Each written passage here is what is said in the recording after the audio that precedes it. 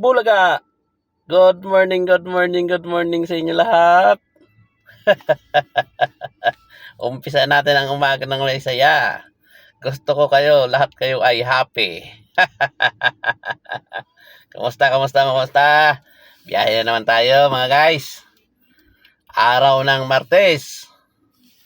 Buwan ng January. Asais na naman, taon 2026. Tara, samahan nyo ako. Biyahe tayo ngayon umaga. At konting usapan naman tayo. Usapang magkano daw ang komisyon ng ating TNC company, mga transport network company. Tayo nakakuan tayo kay Joyride. Doon tayo naka-line up tayo kay Joyride.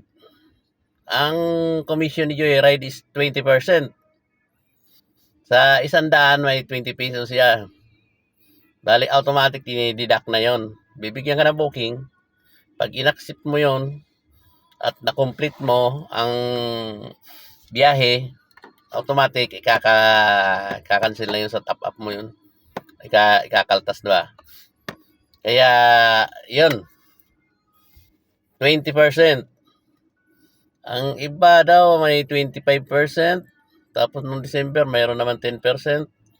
Kasi marami naman yung mga TNC company. May Joyride, may Grab, may InDrive, may Angkars, at marami pa. Basta yun ang karamihan mga biyahe dito sa NCR. Kahit iba, mayroon na rin sa probinsya.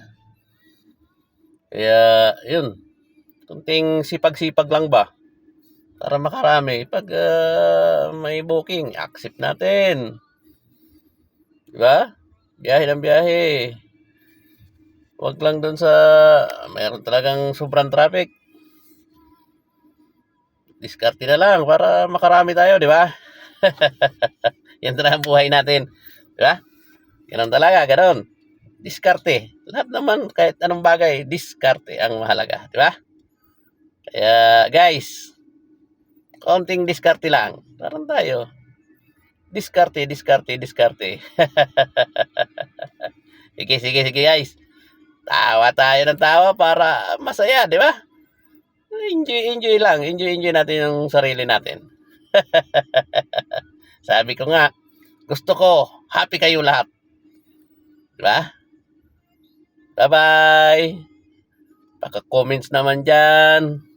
Mga ibang katanungan regarding dito sa TNC at TNBS Buhay Driver. Diba? Bye. Bukas ulit.